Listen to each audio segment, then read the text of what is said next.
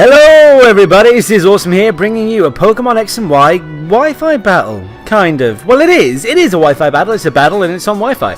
But it's a little bit different today. Today, instead of bringing you a normal PU-esday 6v6, what we're going to bring you is we are going to bring you a PU FFA that we had on our stream on Saturday. The Saturday just gone, Saturday the... I want to say 12th? Yeah, Saturday the 12th of April. That's when we had this. No, obviously it's the 13th, because it even says right in front of me on the frickin' screen, the 13th of April. Man, I swear I'm losing my mind, guys. Absolutely losing my mind. You'll see that we don't have the battle layout today. That's because it's an FFA. Nice, crisp, cap card quality FFA. And I thought you guys would probably prefer to see that full screen so you can admire the 4-person, 4 Pokemon at a time action in its full glory. So yeah, I've left the battle layout out of the way for this one. I hope you guys don't mind that. If in future you'd rather have the battle layout in the FFAs, just changed up a little to suit FFAs better, then just let me know. I'm happy to throw that in there. That is no problemo. Okay guys, so as you guys might know, it doesn't matter which side of the field that we're on. It doesn't matter that I'm on the same side of the field as Rick, or that Grav and Shorty are on the same side, because it's an FFA, and if you don't know what that is free for all against all. We all just battle each other and try and KO each other, obviously making sure that there is at least one opponent on each side of the field at all times. Now, I am bringing that nice and powerful Sneasel lead, because it's got Fake Out and Ice Shard, 2 important moves, I think, for a lead in an FFA, because you can fake out the biggest threat and then get some nice damage off with the Ice Shard onto another threat or finish off the first threat. We have Ordino, which Grav kind of suggested I bring this because he wanted to see some skill swap shenanigans, just to see some hilarity ensue. And yeah, there is actually some hilarity thanks to skill swap. We're bringing that Eviolite Clang as well, which is actually a bit of a beast. The thing's fairly defensive anyway, but with that Eviolite, jeez. With that Eviolite behind it, and the ability to boost its offensive stats, it is a bit of a powerhouse. Well, actually, I guess this is more of an almost PU FFA, because our opponent, that's Rick Pokemon Lover, by the way, on our side of the field. He brought an Exeggutor, not knowing that it wasn't PU. Everybody makes mistakes, it's cool, please don't hate on him for it. It was an accident, he apologised profusely, he really didn't mean it, it's all good. He also brought that Dustox, which is nice, and the Lampent, which I'm really curious to run in PU as well, because I think it could have a lot of potential, especially with that Infiltrator. I think that'd be really good. So Shorty, aka the Donphanatic, he has a channel as well. If you don't know who he is, please go find out who he is. Great guy, great battler, and also another contender in the PU tier. He's also taking part in Fufu and Pokemon's PU tournament like I am. First battle coming our way this week, ladies and germs. He is bringing the Ursaring, always a threat in this tier, very, very dangerous. The Electric, which is nice. It's a shame it loses out on a lot of the move pool of Electros, but it's still a threat. Got the Benelby though. And you don't want to be slacking. See what I did there? On the Benelby, because Benelby's got a lot of power behind it, especially on a lower tier like this. Now Grav, you all know PKM and Gravager, I'm sure. If you don't, please go and check that man out. His link will be in the description below as well. Awesome guy, awesome battler, awesome tuber. He's bringing the Dunsparce. Now, I'm sure you guys all know what Dunsparce can do. The trickery it can get up to with String Grace is just unreal. Dugong is a powerhouse, believe it or not, guys, and the ability to hit those multiple hit surfs, and by multiple hit, I mean multiple targets, not multiple hits in one turn. Those surfs are just too OP, really, in an FFA. Any spread moves like that, like Earthquake or, I want to say Lava Plume? Something like that. Yeah, they're very, very OP in FFAs. They're great. And of course, he's got to bring that insane beast that is Shedinja. Now, I was kind of hoping he was going to be running that really crazy and interesting weakness policy Endure set, or maybe the Focus Sash set, trying to get a Sturdy on there somehow. We're hoping for a Sturdy Pokemon to be on the field, just because it's funny. It's hilarious to go up against. But no, that is not what he went for. If you want to see what his Shedinja strat was, keep your peepers peeled to the screen. Anyway, enough of my jibber jabber. Let us get this underway. Okay, so I'm sure you can all guess who I'm going to be leading off with based on my little analysis of my team. Who do you think Grav and Shorty, otherwise known as the Donphanatic, are going to be leading off with? That is the interesting question. Rick Pokemon Lover leads off with Coconut, the only non-PU Pokemon in the entire battle, and he leads off with it. And that thing, guys, I don't think it's too much of a spoiler to say, is going to cause a few problemos. He does withdraw Coconut straight away, though, seeing that there are 3 Pokemon on the field with easy access and common access to super effective moves against it. Shedinja goes for that protect, fearing the Sneasel, I believe. But we don't go for that. We go for that first turn fake out against the Benelby to get some nice damage off and to prevent it from using that super effective U-turn on us. We do, however, decide to go for the U-turn onto the Shedinja onto the next turn because that thing is too damn scary. That thing is too damn scary to be allowed to stay around on the field, but he's gone. He's just gone. He takes it like a pro. I believe... Wait, did he have Focus Sash? I didn't see Focus Sash proc. Either way, that Earthquake is going to do some huge damage from that huge power bunny. But now, Trick Room is in play, meaning that we are the slowest team on the field right now. Bye-bye, Sneasel. You did awesome, bro. No shame. And here comes that Surf, just like I was talking about. Going to be super effective on that Lampent and going to get rid of it. And on the Benelby as well. Surf and Earthquake are so powerful in FFAs. So powerful. That Surf Focus Energy Sniper strategy with Kingdra is too OP in FFAs, guys. Seriously. So in comes Jelly, the Electric, against Dugong and Coconut, and we're bringing in Felia's the Ordino, because now I feel is a good time to get some skill swap shenanigans, alliteration for the win, on the go.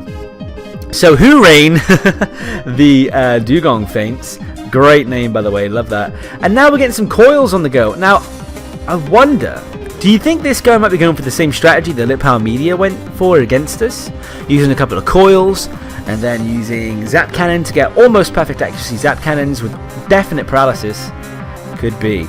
But we now negate its ability to negate Earthquake by swapping swapping abilities with it. So it no longer has, the Electric no longer has Levitate, and it now has Clutch. So it can't use its held item, and we are now immune. Immune to Earthquake. Oh yeah, which is always helpful in an FFA format. That Shedinja goes for Protect again, fearing probably some kind of super effective move, I would imagine. Derp.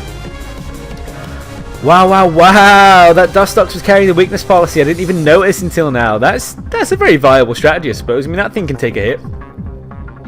In comes Such Hacks. That's always a nickname you want to see, really, isn't it? In a battle, especially in FFA battle.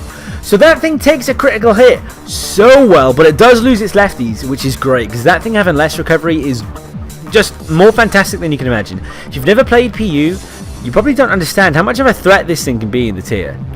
Wow, especially if you get some speed investment. Yow. Dangerous. Maybe just enough speed to outspeed common threats, common counters to it.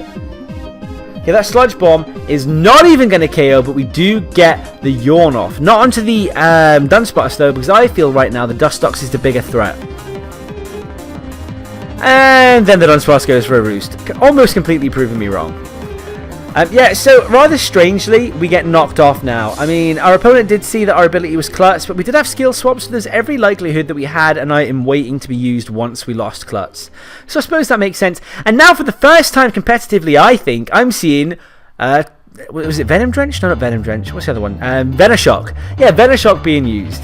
So the strategy to poison your opponent and then use Venoshock, actually quite viable, but just so hard to pull off. Because when something's toxic... You know, it likes to switch out a lot so they can keep that counter reset in the toxic counter so that you don't get double damage all the time. Okay, so here comes Ursaring, the constant perennial threat. That thing is so powerful, especially if it gets a Guts boost or even Quick Feet. If it's Adamant max attack with Quick Feet, forget about it. Alright, look at that. Levitate coming in clutch, protecting Felia's from that Earthquake. I wonder if the Donphanatic forgot that we had that Levitate. Let's face it, it wouldn't have been hard to. So we decide, fearing that this Ursaring might have Guts, we switched abilities with it. Gave it the Levitate. Bit risky, I know. But I didn't want it to get the Guts boost, and I wanted it to end up burning itself with the Flame Orb. Unfortunately, however, it seems that was not the case, as you're about to find out. It was a toxic... Well, you probably would have seen when we swapped abilities with it, actually. It was a Toxic Orb Quick Feet Ursaring. Goddamn! But now it's just a straight-up Toxic Levitate. But it's going to take out... Is it going to take out? It's almost going to take out that non-PU threat. With the Citrus Berry. That's right. It looks like a citrus harvest executor. No fun for anyone. And it's still around. It's taken 2 crunches. Even with the Citrus Berry, you wouldn't expect it to take 2 crunches from an Ursaring. Okay, so another Trick Room has been set up. But if I'm right, isn't Clang slower now? I don't think I invested Clang in any speed. Yeah, well, no, it looks like Exeggutor is still the slowest on the field. I overestimate that thing's speed all the time. I always think Exeggutor is going to have like base 75 or something. But yeah, decided that going for the Screech here would be the best option in case that this Exeggutor has access to a different type of healing. I didn't want it to be able to just keep on healing up, or for the Harvest to keep coming in clutch for it and giving it that Citrus Berry. So I figured that if we Screech it, at least Ursaring will be able to take it out from, you know, above half health with a crunch. Now, the return of Toxic Moth. Imminent. I still think that Shedinja is a threat.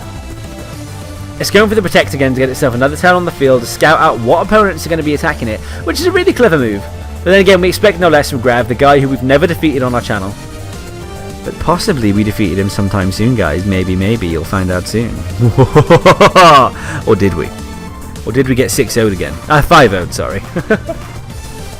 Yeah, here comes that Earthquake. That's going to be really hard for our Gear of War to handle. I hope you like the name, by the way. But on the plus side, that Toxic Moth is not looking too hot either. Ursaring, even with the poison, is still sitting pretty, looking fairly healthy, to be honest. Kind of scurry. Now the Shadow Sneak is incoming against us, against poor Gear of War, taking us out of the FFA. Unless we've still got Felias. We've still got Felias, right? I'm fairly certain we do. Anyway, how cruel. There are obviously bigger threats to that Shedinja right now. But Grav just wanted to bully us, man. Cheers, Grav. Thank you. Okay, it's good. So this thing wisely goes for another Protect just to see what we want to do to it. I did think it'd be a good idea to use the Dazzling Gleam, because I really wanted that Ursaring to be at lower health, possibly to take itself out or to be taken out by an opponent on the next turn, because it's just so powerful. It's been around for so long now, causing so much damage. Just wanted rid of it. Wanted it gone. And also, I couldn't remember if Fairy was super effective against Ghost, but I'm 99% sure. Well, I was 99% sure that it wasn't. I am now 100% sure that it's not. So it looks like it's just down to Felias and Shedinja, and Felias is paralyzed. How unfortunoso. It does have that nice and powerful Stab X Scissor, but as you can see, it's not doing too much to us, and we managed to get the Yawn off. I know he's going to Protect on the next turn. I had a feeling he was going to attack this turn, so I thought getting it to sleep would give us the best opportunity of trying to do something to it. But, you know, I quickly realised there was absolutely nothing we could do. I mean, we could stall it with Wish, but ultimately, unless we can stall out all of its PP, which is ridiculously unlikely, and make it struggle itself to KO, then we lose. We lose this battle right here. Because we can Wish and get our health back, that's fair enough. If we could skill swap, if only we could skill swap Wonder Guard. But alas, and probably fairly luckily, skill swap doesn't work on Wonder Guard. And it makes sense. You guys might think, oh, but that's unfair. It'd be really fun to be able to give other Pokemon Wonder Guard. And yeah, it would be really fun to give other Pokemon Wonder Guard. But at the same time, it'd be really OP to give certain Pokemon Wonder Guard as well. It'd be really unfair. So great FFA, guys. Really enjoyed that. Grav wins again. It's getting old now. No, I'm joking. It's cool. I hope you guys enjoyed that FFA, and hope you don't mind that we've left the battle layout out of it. If you guys do mind that, like I say, the next FFA I bring to the channel, I will put the layout in there and modify it for you guys. Hit me up down below and let me know what you think of this FFA. If you'd like to see more FFAs on the channel, if you'd like a battle layout for FFAs, and just any comments, suggestions, anything you want to say to me, please comment down below. Let me know why you did or didn't enjoy this video. Leave a like if you did enjoy, and please come back for some more awesomeness sometime soon. Thank you all. Stay awesome. I genuinely love you all so much. Bye-bye.